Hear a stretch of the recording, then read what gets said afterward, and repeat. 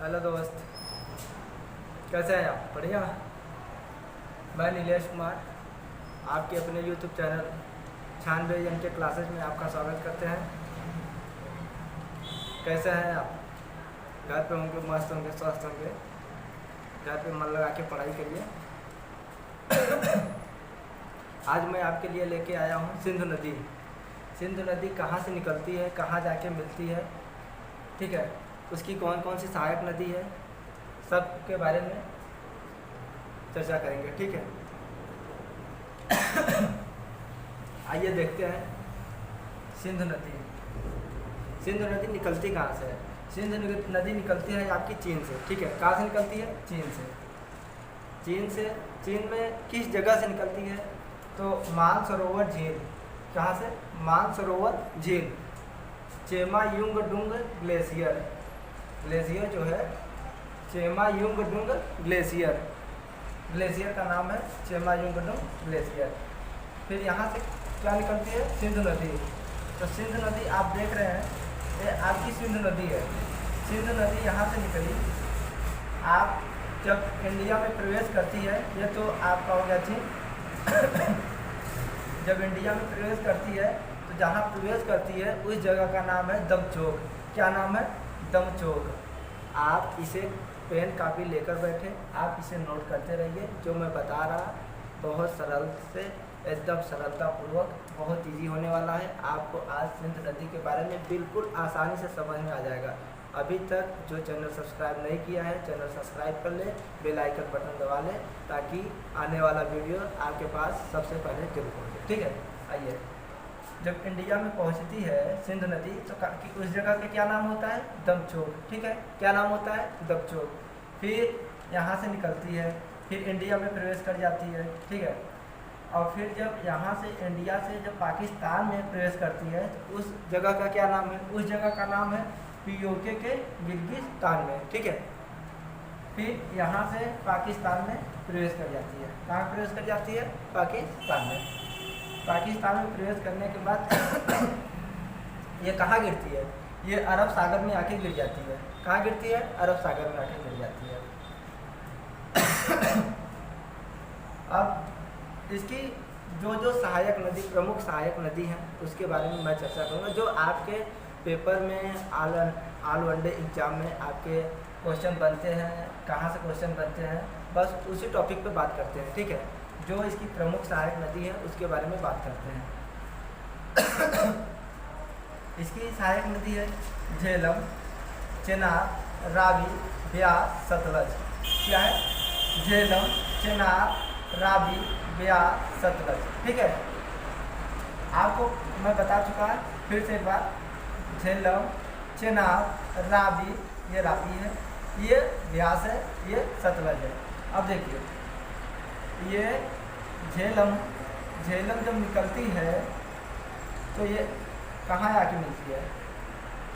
ये फिर यहाँ जब पहुँचती है तो एक यहाँ पे झील है, ये बहुत प्रमुख झील है, ठीक है। उस झील का नाम है वुलर झील। क्या नाम है? वुलर झील। ये कई बार पेपर में आ भी चुका है, वुलर झील, ठीक है। इसके बारे में कई बार क्वेश्चन आया है वुलर झील के बारे में। आप लोग इसे ध्यान से पढ़ लीजिए, ठीक है। फिर ये आके चेनाब से मिल जाती है। किससे मिलती है? चेनाब से। और फिर चेनाब आगे बढ़ती है, ठीक है। अब झेलम नहीं, झेलम तो ख़त्म हो गई यहाँ से। अब यहाँ से कौन बढ़ता है? चेनाब जब आगे बढ़ता है तो किससे मिलती है? अब रावी, यहाँ से रावी निकल रही है। जब रावी निकलती है तो आकर ये चेनाब से मिलती है। किससे मिलती है? चेनाब से। जब चेनाब से यहाँ आके मिलती है तो फिर यहाँ पे आपका चेनाब ही आगे बढ़ता है, ठीक है। चेनाब फिर आगे बढ़ता है, सहायक, ये सब सहायक नदी है चेनाब के। चेनाब फिर आगे बढ़ता है। फिर यहाँ से चेमायुंगडुंग ग्लेशियर से ही, मानसरोवर झील से ही सतलज नदी भी यहीं से निकलती है, ठीक है। जब यहाँ से सतलज नदी निकली तो फिर ये ब्यास नदी आके सतलज नदी में मिलती है। कहाँ पे मिलती है? सतलज नदी में मिलती है। जब ब्यास नदी सतलज नदी में मिलती है तो फिर ये आगे आ करके फिर ये किससे मिलती है? चेनाब से मिलती है। किससे मिलती है? चेनाब से मिलती है।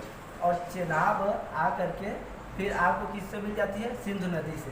किससे मिलती है? सिंधु नदी से। और सिंधु नदी फिर आके अरब सागर में गिर जाती है।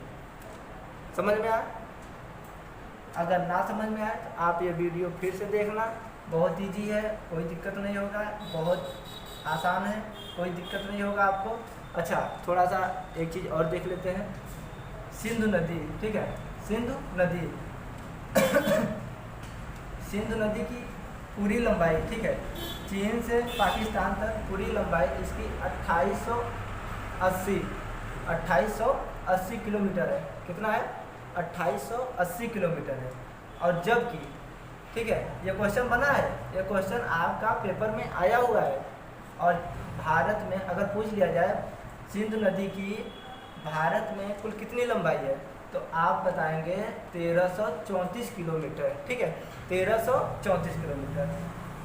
आइए, अच्छा, आप ये भी सोच रहे होंगे, मन में आपके क्वेश्चन बन रहे होंगे, सर आपने बता दिया ये सहायक नदी है, कौन सी सहायक नदी, कैसे आप कह दिए यही सहायक नदी है?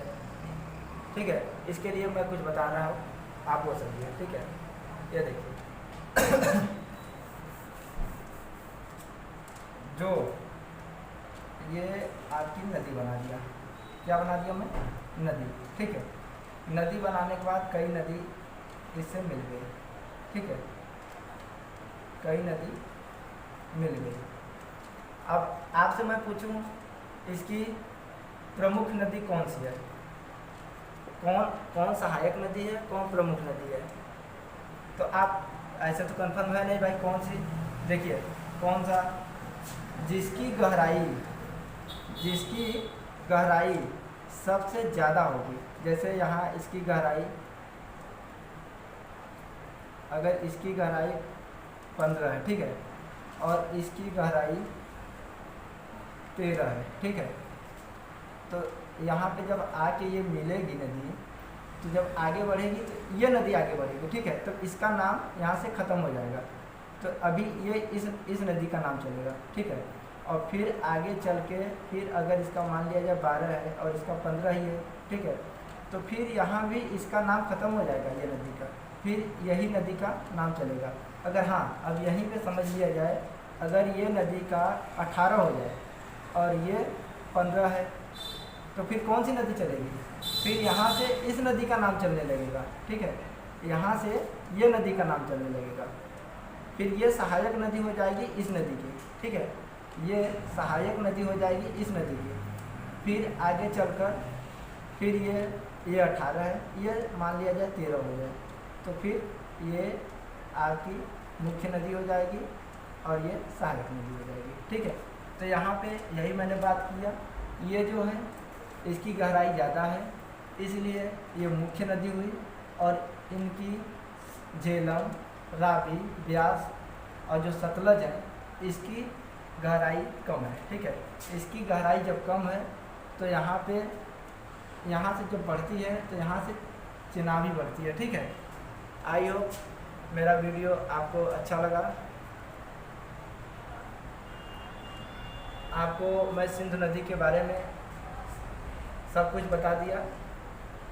जो भी अगर आपके मन में डाउट हो वो आप कमेंट करके पूछ सकते हैं, ठीक है।